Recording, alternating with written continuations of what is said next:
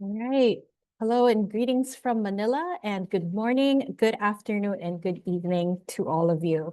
Welcome to the 42nd session of ADB's Circular Economy webinar series.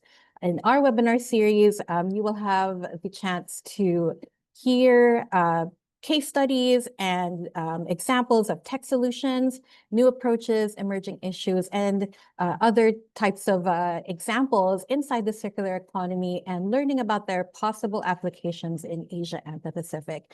I'm Erin Sinagva. I am the Project and Knowledge Management Lead of ADB's Regional Technical Assistance Project on promoting action on plastic pollution from sources in Asia and the Pacific, and I am your moderator for today's session. So today, we have the opportunity to hear the latest updates from the ongoing efforts to develop a global agreement to address plastic pollution. In today's session, which is titled Progress on the Global Plastics Treaty, Outcomes and Insights from the second part of the fifth session of the Intergovernmental Negotiating Committee, or INC 5.2 for short, we will share what happened, but also what didn't happen at the latest session in Geneva, Switzerland. While the negotiations were originally slated to conclude at the end of 2024, delegates were unable to agree on a final treaty text at INC-5 in Busan, Republic of Korea, which led to this latest session in August of this year. Our discussion today will dive into the issues and processes that led to yet another stall in the negotiation process in Geneva, as well as possible pathways forward. Now, the Asian Development Bank has been participating as an intergovernmental organization observer since INC2, in line with its ongoing work to support its developing member countries in their plastic waste reduction goals.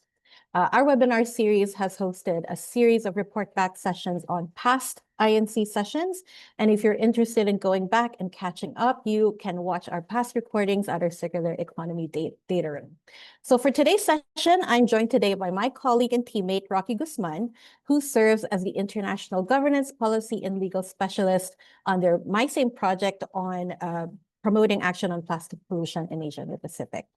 Rocky is an environmental lawyer and policy specialist with an extensive background in ocean issues. He has held positions in various nonprofits and international organizations where he has led projects for marine conservation, plastic pollution, and fisheries management and strengthening environmental rights. Rocky obtained his Master of Environmental Policy at Duke University and is the Deputy Director of the Asian Research Institute for Environmental Law. Rocky, the floor is yours.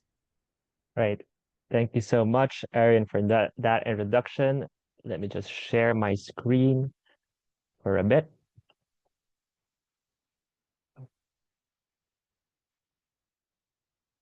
All right. All right, good afternoon, everyone. Again, thank you, Erin, for that introduction. My name is Rocky Guzman. I'm the International Governance and Legal Specialist of the Circular Economy team, and I'm honored to be again here today in this webinar to share what's been happening and the progress on the Global Plastics Treaty. So I'll be sharing outcomes and insights from the Intergovernmental Negotiating Committee process, or what we call the INC, especially coming fresh from the latest round of negotiations in Geneva last month, early August. Now, for this presentation, I'll be sharing some of the issues, the challenges, the outcomes, and importantly, the potential ways forward in this process. And I'll also be tackling some of the opportunities and areas of support that ADB can provide in this process and moving forward towards financing and implementation. So first, let me start by giving some context and background on this process. So you might have heard this in previous webinars also, but this mandate to form the INC comes from the UN Environment Assembly Resolution 5/14, entitled Ending Plastic Pollution Towards an International Legally Binding Instrument, or what we call ILBI. And that's how we usually call it, ILBI, formally and in legalese. Now, the mandate was to actually deliver a finalized treaty that should have concluded last year, as Erin mentioned, in the Busan round, but the countries weren't able to do that. And the mandate was to have a treaty set for adoption this year in 2025. Obviously, since we did not reach a consensus in the previous round in Busan, the resolution was to reconvene as a resumed session, and that brought about INC 5.2, which is the second part of the fifth session of the INC committee meeting. Now, this Geneva round builds on the progress made by the previous 5 negotiation rounds. The first one in 2022 in Uruguay. In 2023, we had 2 in Paris and in Kenya. Last year, we had 1 in Canada, and the last one, INC-5, in Busan. Now, this last round in Geneva was held from August 5 and originally set to finish on the 14th for around 2 weeks of negotiations, but it extended to another day, unplanned, and ended on the 15th due to unresolved issues. Now, as you may have surmised, countries were again unable to reach a consensus, even though it was already an extension of the last session, and the session concluded with the decision to continue negotiations. But a lot of the next steps remain uncertain as of now, and I'll be able to provide more details in a bit. Now, with that background and context in mind, I'd like to focus on key issues of contention. Now, there are a lot of issues in debate in the negotiations, but I'd like to focus on 2 main things. The first one is on having provisions on plastics and chemicals, and the second one is on having an article on supply and sustainable production. Now, on plastics and chemicals, this entails having regulations specifically for plastic products, the entirety of its value chain, and also having regulations on chemicals of concern. Now, the debate at the outset is really to have whether to have a dedicated article on plastics and chemicals. And if there were to have an article on plastics and chemicals, there's also a split between having global controls or global rules for regulation or leaving it to national discretion for implementation. Now, the chair has been actively assisting in the process, and he provided a draft which was sort of a compromise draft which contained voluntary measures, but this draft was rejected by a lot of members of the committee. So that's for plastic and chemicals. The second one is on supply and sustainable production, and I think this is one of the really main sources of contention in these negotiations, and it deals with having including references to plastic production in these global rules. Now, generally, many countries backed a global target to reduce primary plastic production as well as consumption, but there are divisions, especially as to a group of countries that contend that the full life cycle of plastics that was mandated to be covered under the UNEA resolution does not include production. And it's therefore outside the INC mandate. It should not be included in the negotiations and in any treaty that would be finalized. Now, these are the 2 main issues of contentions, but widely countries recognize that consensus on the entire treaty hinges on production, product regulations, but also issues on financing, especially as to the implementation later on, and into the decision-making rules as to the process of the articles that should be included in the treaty. Now, it's not a lot of, there are some issues that have made some progress, and this includes waste management. There was some convergence on having issues on on having articles on waste management, just transition, some progress in finance, but necessarily there was no agreement on scope, and that was the main bone of contention in these negotiations. There's also the ongoing divide between countries on whether the treaty should impose mandatory versus voluntary measures, as well as having global rules for all countries, or having national application and leave it to the discretion of countries for implementation. So broadly, those are the issues of contention, and I'd like to focus on some of the things that have happened in this last negotiation round and the parties involved.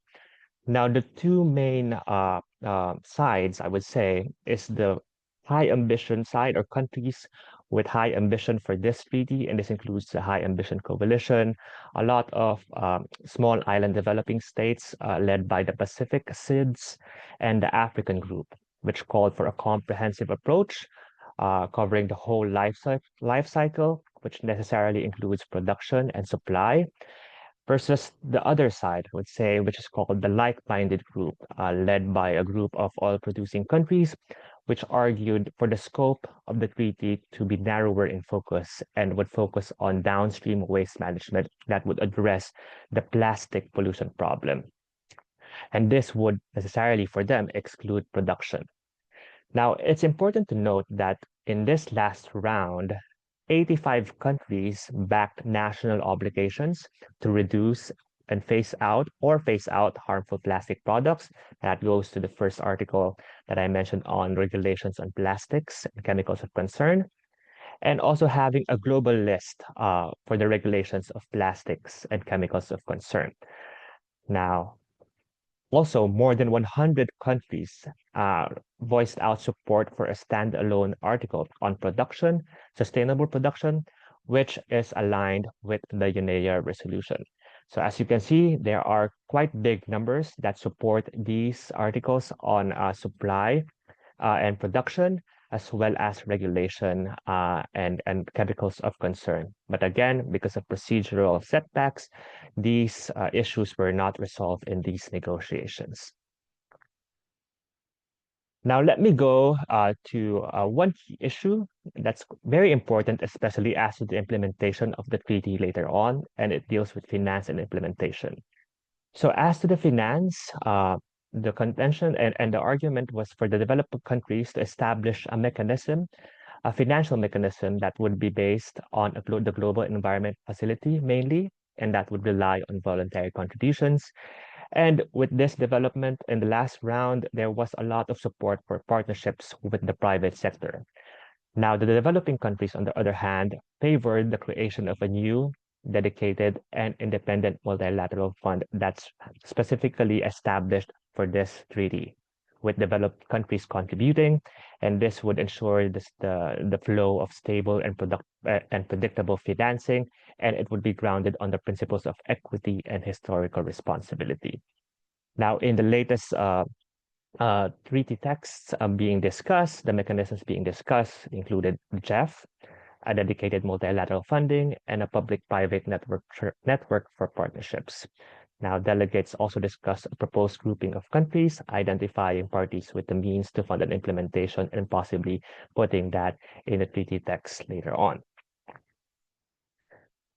Now, I'd like to focus more on the finance side, and I'd like really to highlight that regardless of the outcome and the negotiations, what's happening right now, it's important to note that substantial resources are needed for the means of implementation of the treaty, and this would include financing for capacity building, infrastructure, technology transfer, and the policy development and policy reform of countries to align with the treaty mandates. Now, again, regardless of the outcomes, financing must cover the whole value chain to address the issues of the plastic crisis happening right now. And the financing should also support a just transition in low and middle income countries. Now, it's been recognized by many stakeholders as well as the financing institutions that innovative financing mechanisms are important in this regard, and it would complement the traditional models of financing, which alone are insufficient to address the plastic pollution crisis. Now, the options being discussed, although not necessarily within the text, but within the sidelines of the negotiations, as well as within the financing conversations, is mainstreaming innovative finance mechanisms such as plastic polymer fees, remediation funds, EPR or extended producer responsibility systems, linking it with plastic credits, blue and green bonds, and PPPs, or public-private partnerships. Now, these mechanisms can generate predictable revenue streams, the risk investments, and link financing to measurable outcomes that directly link to the goal of the treaty, which is to eliminate and end plastic pollution. Now, all in all, this financing and the mechanism should ensure adequate, predictable, and accessible sustainable financing with priority for emerging economies where the need for the support is greatest and the financing needs are most. Now, with all these issues, as well as the challenges that have been happening in the negotiation rounds, the outcomes, I'd like to discuss some of the outcomes and the next steps being discussed. So there was initially an assembled text that was circulated, which consolidated the convergence of all the issues that have been discussed in all the contact groups and the negotiations. And then subsequently, the chair circulated two chair's texts, which was seen as a compromise text for all the parties. And this process was criticized as being opaque, unbalanced, and lacking transparency, which therefore undermined trust and inclusivity. Now, in the end, the outcome was that INC 5.2 ended without evidently adopting a treaty text. But even more, there were now four competing drafts that are being considered. The first text, which is from Busan, which was the basis of this negotiation round in Geneva, the assembled text, which included points of convergence from everyone at the start of the negotiations of the Geneva one, and two chairs texts, which were seen as compromise texts, quite shorter versions of the texts that were rejected by many parties as well. Now, it is unclear as of the moment which draft will serve as the basis for future talks, although, the Busan chair's text would legally be the operative, document for this. And since there's no consensus on text, the next path towards the next negotiations, again, are still uncertain for now. Now, the options under discussion are, continuing the process or having an INC 5.3, which will then be the resumed third session of the resumed third part of the fifth session of the INC, or possibly having another mandate in the next United Nations Environment Assembly and having a resolution or relooking at the resolution. Now, this would happen in December 2025. And if there was any developments in the UNEA, this could reshape the process of the INC.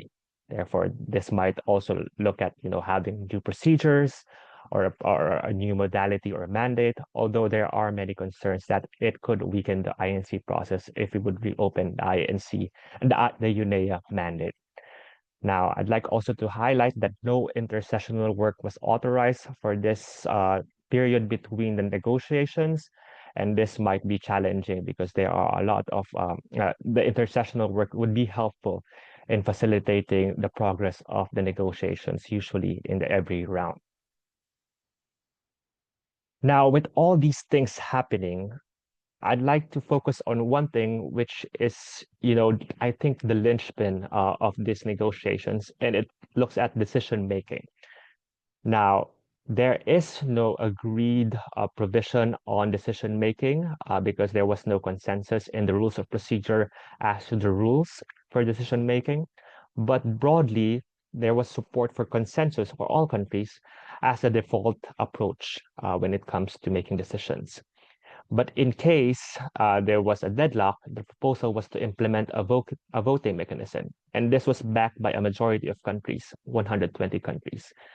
Another group of countries, the like-minded group, and others prefer consensus or oppose any resorting to voting in the process. And therefore, deadlock continued to persist on these issues because of this procedural structure. Now, I'd like to discuss this within the backdrop that despite this consensus, the consensus approach being used now, strong majority actually support key treaty provisions, including having an article on a comprehensive life cycle approach, including production, and having binding global targets to reduce primary plastic polymers. And over 150 countries back the creation of a dedicated financial mechanisms. So as you can see, despite having consensus now, there is a sizable number of countries and a majority actually that would support sustainable production as well as regulations on plastics and chemicals of concern. Now, for now, The treaty is not finalized, and the multilateral process remains fragile. Unresolved issues remain, including on the scope, plastic production, and regulations, although there has been progress on more downstream measures that would be part of the treaty. The next steps may look at having clearer procedures and making sure and doing efforts to bridge divergent positions and having strong political leadership to put this process to a close. And this calls for, and a number of countries and many countries actually called for a focused approach for the next rounds to resolve disputes and address the differing viewpoints to ensure the sound conclusion of this process. Now, people might be asking, what might be the potential ways forward for the plastics treaty with all that's been happening now and the developments and the setbacks in this process? Now, I've outlined here three options from our legal analysis, and I'd like to delve on some of these potential ways forward. The first one, and what's actually happening now, is the consensus approach. So we continue with this approach that we're doing now in this process and remain within the UN INC process, but scale back the level of ambition. And we focus on areas where there is broad agreement and defer contentious issues, especially on plastic production and regulation of plastics and chemicals of concern for potentially future negotiations. Now, this is the approach in some of the multilateral agreements, including the UNFCCC and the Convention on Biological Diversity. Now, the other option is to having the UN process opt out. And this would entail initiating a new process outside of the UN. Countries can come together. It doesn't necessarily have to be within the UN process, and they can work towards an ambitious treaty independently of the UN process. Now, this treaty or agreement would later on be open for other states to join. And the impact would be that it could create de facto norms, internationally binding norms, legal norms, that because it could include provisions relating to non-parties, especially as relating to trade of plastics and chemicals of concern. Now, this has happened in some other multilateral agreements, including the Ramsar Convention on Wetlands, as well as the Endangered Species Convention. Now, another option is having, what we call differential treatment. Now, for this, it's important to note that parties can design their own treaties as long as countries agree to it. And countries could actually adjust the treaty structure to accommodate different views. So this could allow for differentiated timelines, for instance, for compliance across different countries, and having opt-in and opt-out options for specific articles or annexes. Now, this has been seen in some other conventions, including the Marine Pollution Convention, as well as the Montreal Protocol. Now, further strategies could also build on existing agreements, such as the Basel Convention, which deals with transboundary movement of hazardous waste, including the Plastics Waste Amendment, and some aspects of waste reduction and links to health could also be included in these already existing multilateral agreements. Now, I've mentioned, I've discussed all these issues, challenges, as well as the outcomes and the potential ways forward. And now I'd like to go specifically on some of the things that the ADB is doing and the potential for support that ADB could provide for developing member countries as we go into the end towards the end, hopefully, of the process, as well as the implementation later on for the Plastics Treaty. So in preparation for implementation, ADB stands ready to support in both policy and investment for countries to fulfill their commitments that would be mandated by this legally binding instrument. The strategic focus would look at policy guidance as countries reform their regulations and legislation to align with the treaty, investment support, and providing support for innovative solutions towards a circular plastics economy. Now, the ADB has been supporting countries, specifically in Southeast Asia, in this technical assistance of promoting action on plastic pollution from source to sea to reduce marine plastic pollution and restore ocean health. And the focus countries are Indonesia, Philippines, Thailand, and Vietnam. Now, with this technical assistance, the ADB has been providing support towards enabling conditions for a circular economy, and this includes support for having data and harmonized metrics and measurements for baseline to ensure, plastic pollution reduction outcomes, national and local level policy reform, and support, especially as to legislation, including EPR, and local level initiatives as well, and including and also digitalization of the plastics value chain through innovative solutions. ADB has also been supporting countries through catalytic financing, especially as to the plastics value chain and infrastructure towards building a circular economy, and of course, ensuring and facilitating knowledge exchange and capacity building of all DMCs, developing member countries.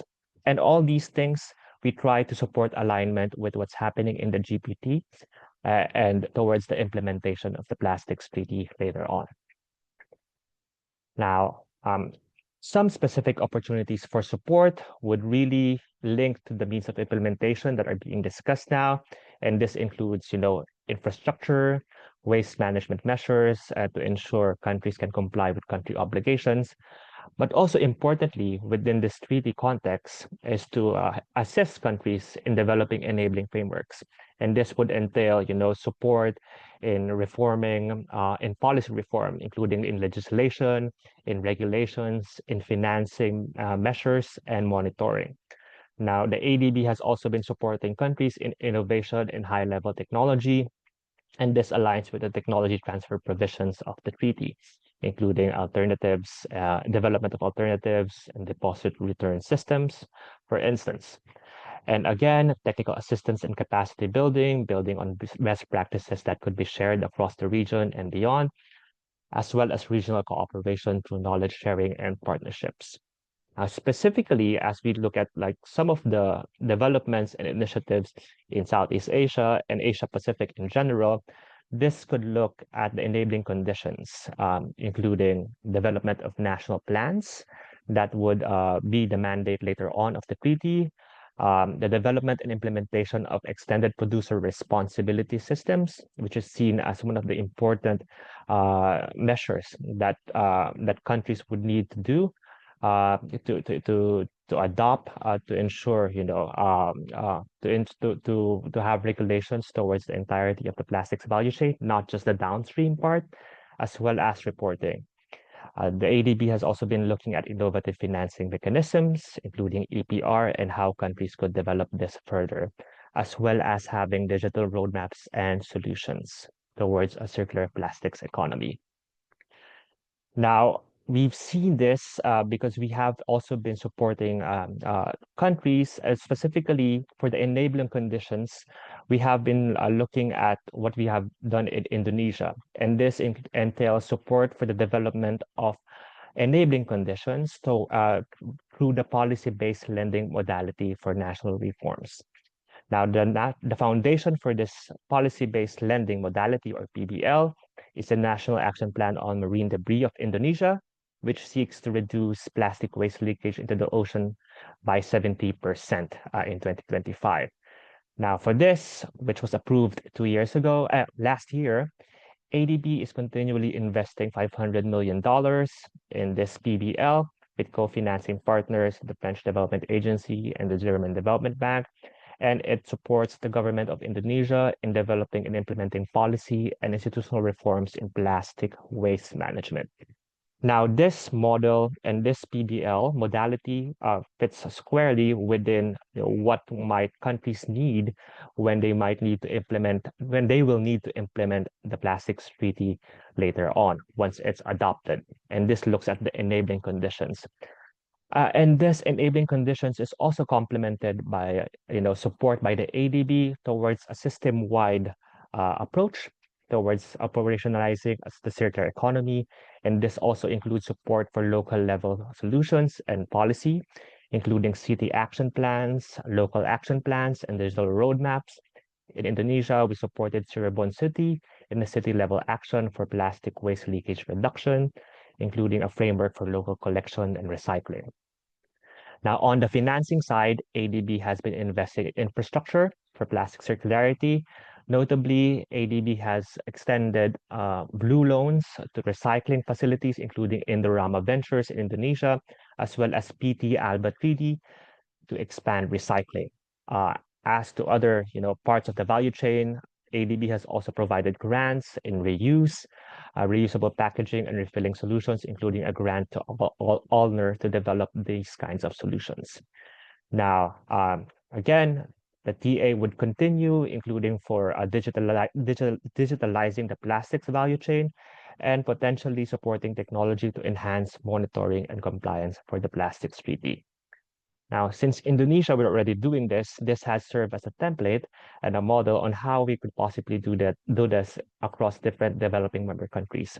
And right now, we are also in the process of developing a policy program in the Philippines that would support the goals of the National Plan of Action to prevent and reduce the management of marine litter, which has the overarching goal of zero waste in Philippine waters by 2040. Now, this would look at building a programmatic approach, considering the legal framework. We already have in the Philippines an extended producer responsibility law, but it entails more work to be done in terms of implementation and providing guidelines and specific details, and on specific issues, including single-use plastics, as well as support to local government at the local government level. Now, this holistic model, which we are doing in Indonesia as well as in the Philippines, is complemented in the Philippines by local level circularity, by providing support to development of action plans. We have one in Manila City, and also private sector lending, including on recycling facilities, as well as digital innovation. Now, for the Philippines, this includes the Pasig River Digital Twin model, where ADB is supporting a digital twin for the Pasig River to optimize, to have a virtual model to optimize, plastic waste removal strategies in the river and to tackle pollution. So these are just some of the interventions and, the technical assistance as well as policy and investment support that the ADB has been supporting. But throughout this process and this global plastics treaty negotiations and towards the implementation, ADB stands ready to assist in the identification, preparation, and implementation of the government for both private sector investments and the policy that's necessary to implement the treaty. Now, key ADB facilities that could be tapped include the ASEAN Catalytic Green Finance Facility and the Nature Solutions Finance Hub. And we already have frameworks in place that can provide a guidance for investment, including the ADB Ocean Finance Framework and the Green and Blue Bonds Framework for blue financing and plastic waste management financing. Now, as developing member countries prepare for the implementation of the treaty, hopefully soon, ADB could offer the necessary policy and financial support for them to meet their obligations. Through this holistic approach that would enable a circular economy of plastics, a comprehensive package of both sovereign or support for the government and investments in the private sector, this could provide a system-wide transition towards a circular economy that is also a replicable model for other countries and sectors as well. So with that, I'll end my presentation, but I'm happy to discuss more of what happened in the negotiation rounds and, areas of support and opportunities for ADB for support for member countries. So again, thank you very much, and over to you, Erin. Thank you so much, Rocky, for this very informative, very substantial presentation. I know that there's so much to unpack here after a very intense 2 weeks in Geneva. Everything from divisions on all of these key issues, as well as questions on the processes and decision-making, processes in place to arrive at a final text. So I would imagine that we would have a lot to talk about, and I'm sure our colleagues in the audience will have questions. So, we'll now get into the Q&A portion, and I invite members of our audience to leave their questions here in the chat box, Or if you would like to speak directly to Rocky, we ask you to raise your hand and then I will call upon you and then we ask you to come in and you can turn on your camera so that you can interact directly with Rocky. So before I see that there's a lot of very interesting chatter going on now in our chat box, but I wanted to share my first question with you, Rocky. So again, on these contentious issues, there are quite a number of them, and it seems that a lot of these divisions really came out during the negotiation processes. So one of the contentious issues you brought up earlier was, whether or not the treaty should put forth mandatory or voluntary measures, and on another level, whether they should be applied globally or at the national level. And, how does this square against the original UNEA resolution where this was meant to be an international legally binding instrument? Right. Thanks, Erin, for that question. It's very important, especially within the context that the mandate was to have legally binding rules, global rules for the entirety of the plastics value chain. So this has been actually voiced out in the negotiations, especially because of the disappointment of many countries as to how it's turning out, and the chair's texts that have been circulated, which provides a lot of voluntary measures. And the issue or the main contention was that countries are already doing a lot on their own at the national level in terms of having legal frameworks and policy towards the entirety of the value chain, including upstream measures, production, EPR, midstream measures, product design, as well as, of course, downstream waste management and recycling. So this goes into the issue really of what would be the value added of a treaty if it would be entirely voluntary. And I think majority of countries don't want that because they've given so much, resources and invested so much into this process, and they want to have legally binding rules that would apply to everyone. And that's why you could see that there is still a vast majority of countries that would prefer global rules, like global lists of plastic products that should be regulated, as well as chemicals of concern, that would be complemented by national level interventions, that would be, aligned with the national capacities and capabilities. So again, this goes to your other point on global versus national. The main, value for this treaty would be to having this global interventions, that global rules that would guide countries in their national planning and programs and policy reform. And this would be complemented, of course, by national level action in terms of policy. But right now, with how it's turning, with looking at more voluntary approaches and more national discretion, there seems to be a disconnect with the mandate of the UNEA, which is to have global rules, legally binding rules that would cover all countries and would provide the framework globally for all these countries for the plastic value chain.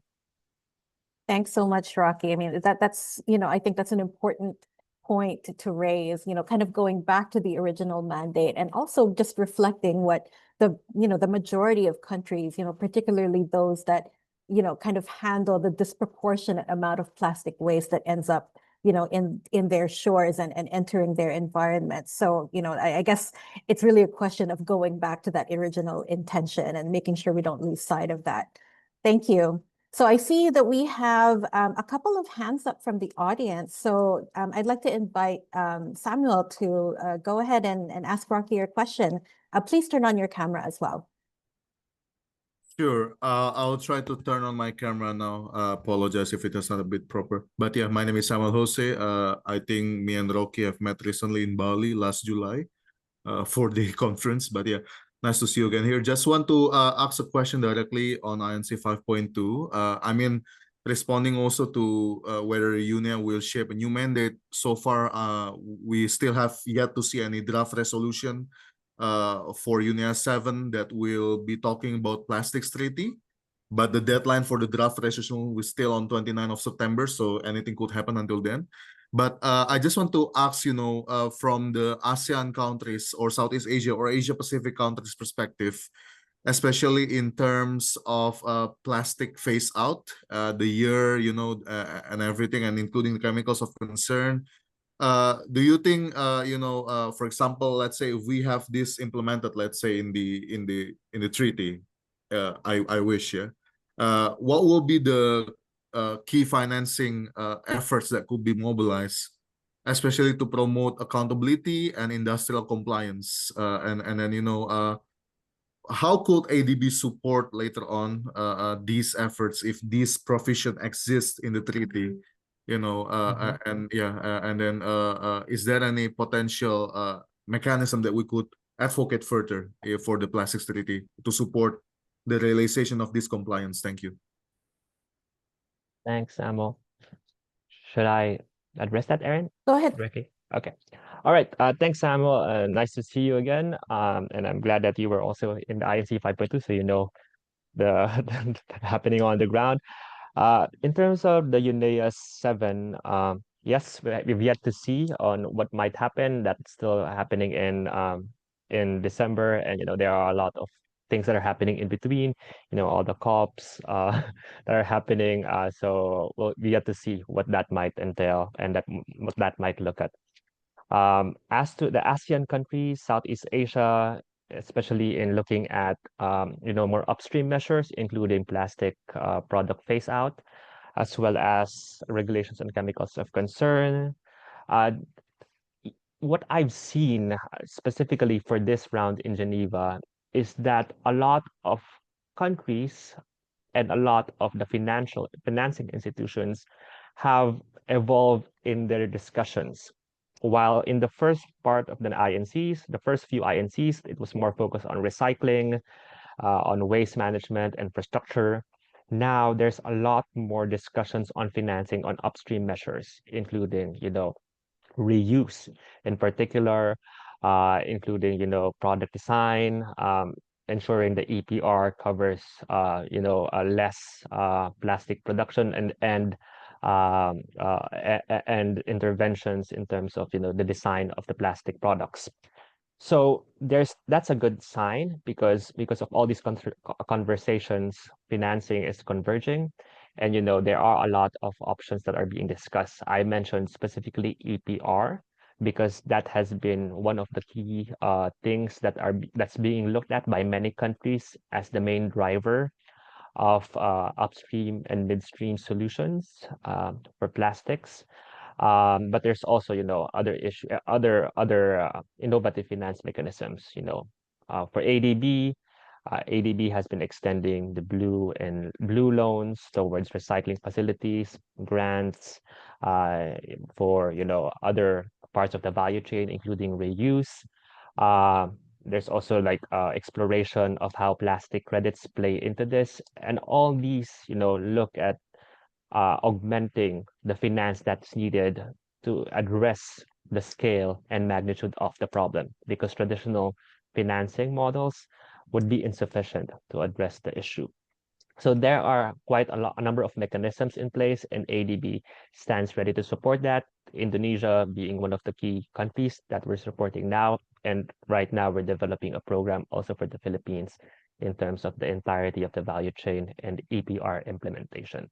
So yeah, a lot of things that are happening, and I think that's something good that has come out of the process as well, bringing everyone together. Thanks, Rocky. And thank you, Samuel, for your question. If you want to learn more about ADB's work on plastics as well as circular economy, please do visit adb.org, as well as our ADB data room for circular economy. Lots of information there from a lot of our past events, as well as project examples. So I would now like to call in Mark Perez Casas. Please go ahead with your question. Hello. Thanks, Rocky, for the presentation. This is Mark from ADB. Yeah, thanks for the explanation, but I think you have been quite diplomatic in your explanation, right? Talking about groups of countries and everything. So would you mind to unpack a bit more of what is the issue with production, and actually which are the countries really? I mean, no surprise, right? But I guess it's kind of a lobby of specific countries, probably we're talking about China, US, and some few others about about that they are producing main producers, right? So what is the main issue here? Is if you can explain a bit more, right, to understand what and the other question that I have is specifically for the Pacific, because I'm working on a new project on regional recycling in the Pacific countries, and we would like to know what, I mean, if this treaty is actually approved, what kind of mechanism, particularly financial mechanism, can these countries, which actually are not producers but are impacted by plastic, right? So it's not their fault, but they are getting all these plastics to their beaches and so on. So how can they specifically benefit from this treaty? Thanks. Great. Thanks, Mark. Yeah, and happy to discuss some of the the insights. First on some of the details, I guess, of the actors involved. I mentioned the like-minded group, and it's available, like who these countries are. These are led by the oil-producing countries, mainly from the Middle East, as well as allies. You have the likes of Saudi, and the oil-producing countries, which have a huge stake in this, because plastic is necessarily based on oil assets, primary material. And there has also been a change, evidently in the dynamics with the US, aligning more or less with the like-minded group's position on not having global rules for the reduction of production. So that has been a key development as well in this specific round of negotiations. Now, the contention of these countries is that these are like big countries and they represent, millions, hundreds of millions of the world's global population. But the fact is that a majority of countries still would want to have a global rules for production. And this includes more than 100 countries that have voiced out support for this. So, so you have this minority, I would say, led by the like-minded group. And then we have the majority of countries as well. Now, as to your question on the Pacific and on, some potential financing mechanisms for interventions later on, there have been specific discussions, especially before the Geneva round, to have specific funds that would assist these countries that would be disproportionately impacted but are not, plastic producing countries. And this includes having a remediation fund, for instance, and a legacy pollution fund. Now, as to the modality of how this would be implemented, that's still yet to be sorted out. We still need to look at like the framework first for the financing article. But this might be, a fund that could be under the financial mechanism. So, for example, for other agreements, environmental agreements, we have the fund for the implementation fund, and then there could be specific funds for specific purposes. So this could be including remediation and legacy pollution that would fit squarely at the needs of the Pacific Island countries. But at this stage, we're not as to the granularity of those details yet, but this could be discussed in the Conference of Parties decisions later on once we have the treaty in place.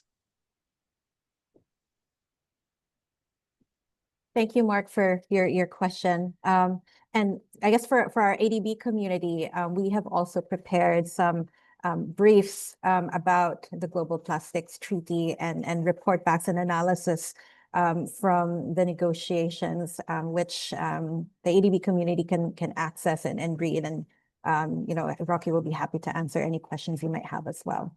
All right. I want to call on G Bai, who asked to ask a question. Go ahead.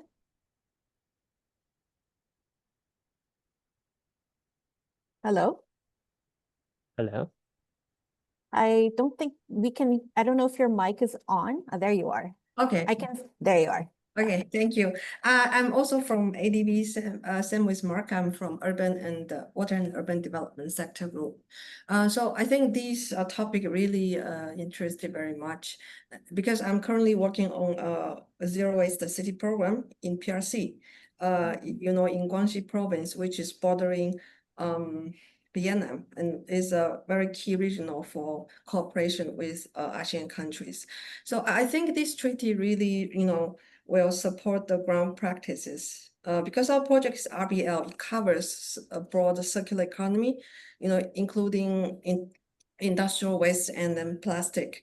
But what we learn on the ground is, okay, for the country level, the legal framework is there, but the implementation different from area to area. So maybe in some developed area, they are implemented it very well, but like in our project area, it's not in place yet. And then there's been like plastic recycling plants set up 10 years ago, but they used only 1/10 of their production capacity because there's no market. So I mean, introducing this kind of global treaty will, of course, in some terms help to enforce the implementation of the national regulations. And then if like introduce like a very sound financial mechanism, this will be more market driven. This will really open up wider market for, now these plastic recycling enterprises and support their financial sustainability. So I think this is really a thrilling news. So I hope like there could be some progress there, because our program is going to be approved this year and then start implementation in the next 5 years. So we hope to see some positive influence from this treaty. And also I hope, like, because Rocky mentioned a lot of like support to ASEAN countries. I don't know, like, because now ADB is really highlighting a regional cooperation. So I think this perspective should really brought into this initiative, like also, between the bordering provinces of PRC, because for PRC, I think the circular economy of plastic is based on, the production of other commercials, right? So there is already a economic link there. So I don't know how we can work together because this project is right next to the ASEAN countries, and there is, already some foundations there, and they hope to really advance their zero city practices. So I don't know, maybe we can have detailed discussion how the RCI perspective can be brought into your ADB support. Thank you. Right. Thank you for sharing that, G. I also just like to share, Erin, that it's important for implementation, and the treaty could provide the framework to monitor implementation. So what will happen usually, like for environmental conventions, is we have these obligations, and then the countries would be obligated to have national plans to implement these obligations for the legal frameworks to be in place. And the countries will then need to report that, and there would be a monitoring system, and that's an article that's also being negotiated now, where countries would provide periodic monitoring and evaluation for all the enabling conditions and the legal frameworks and policies in place. And in this national action plans, this would also include, the corresponding funding sources that would ensure implementation of this. So this, hopefully, once we have this in place, the treaty, this would provide the framework for all this, support for implementation, monitoring, as well as, importantly, financing for all the interventions that the treaty would seek to mandate for countries to implement. But yeah, thank you very much for your sharing, Jibai. Thank you so much for your question as well. We have time for maybe 2 or 3 more questions. So let me get into those. Going back into the chat box, we have a question here from Stefan. Good afternoon. Do we see a decrease in the amount of plastic waste going into the oceans in 2025 compared to 2024, or is it still increasing worldwide? Well, I don't have the specific, reference on 2024, 2025. What we have are references from 2016. I think the seminal study by Jambeck et al. On marine debris and leakage to the oceans, which shows an increasing trend. And there are also recent studies in 2021 at a global scale that would show this similar trend. The latest years, I'm not sure, especially with the interventions of many countries towards policies reducing marine debris. and leakage. So that's something that would be interesting to look at, especially with all the developments in the past year and, the mainstreaming of this issue as a global problem and the plastic pollution crisis. So I'd be interested to know that as well, actually. Thanks, Rocky. Maybe just to add to that, there are, looking at the global scale, since that was your question, there have been a couple of reports by the OECD, so it came out with a global plastics outlook in 2020. And then this year, they just came out with an outlook report looking specifically at Southeast and East Asia as well. And both of those reports show that, it's still increasing, and, particularly within this region. And while it doesn't report, I think the latest report is from, or the latest data is from 2022, but even then it shows, demonstrates an increase within this region, which is obviously kind of the hot spot for plastic pollution. So I invite you to check those out. Okay, so, there are more questions coming in. All right, so I will maybe, I'll start with Shin. Shin asked two questions. And I'll ask them together. One of them is what is the position of the EU countries, and how does country grouping mirror those in the UNFCCC negotiations, which is a very interesting question. Go ahead, Rocky. So first, thank you, Shinrit, for that question. First, the position of EU countries is they're part of the High Ambition Coalition. So they have been supporting, plastic production cuts and regulations on plastic products as well as chemicals of concern. And for all these groupings and group statements, 85 countries and then 100 countries, a huge chunk of that is necessarily EU countries, at least around 30, I think. So they are in the High Ambition Coalition. And on your question on the mirroring, if it does mirror the UNFCCC negotiations, it does. And I would say actually the Plastics Treaty is a proxy of the positionings of countries in the UNFCCC negotiations. The same issues that have been, surrounding the Paris Agreement, all these issues on climate and oil, and interventions to reduce the cuts in production are the same issues that we have and looking at the Plastics Treaty negotiations. So these are also the same actors that are involved in the negotiations. Thanks, Rocky. Okay, I think we have time for one more question. Unfortunately, I know we're starting to get a little more in the chat, but we are running out of time. I'll ask the last question from Anita. So how can the Global Plastics Treaty balance the urgent need to cut plastic production and pollution while ensuring that developing countries, small businesses, and informal waste workers are not left behind? So this is a question about just transition. Go ahead, Rocky. Yes, and I'm happy to say that the Plastics Treaty negotiations is one of the the treaties being developed that really looks at just transition, and there is actually proposed article specifically on just transition, and this is a very good development because it's not usual for environmental conventions to do that, and this article in just transition looks at the safeguards and support that could be provided to informal waste sector, to marginalized sectors that are affected by the plastics value chain, and small businesses as well.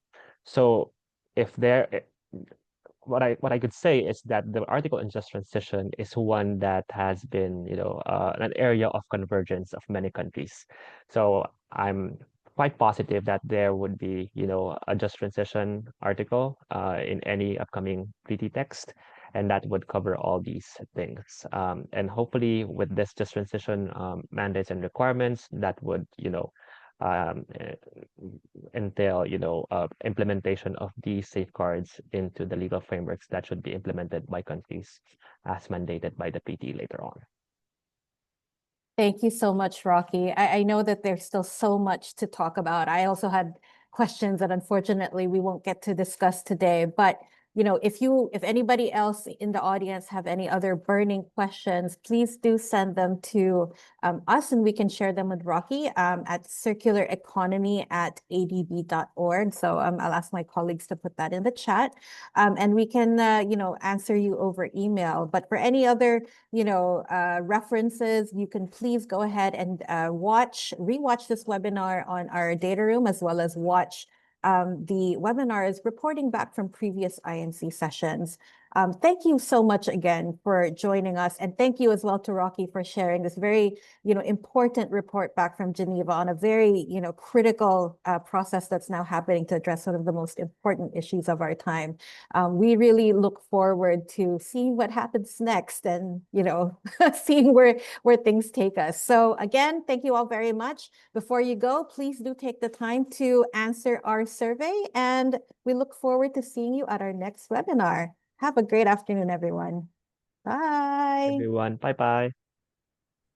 Bye.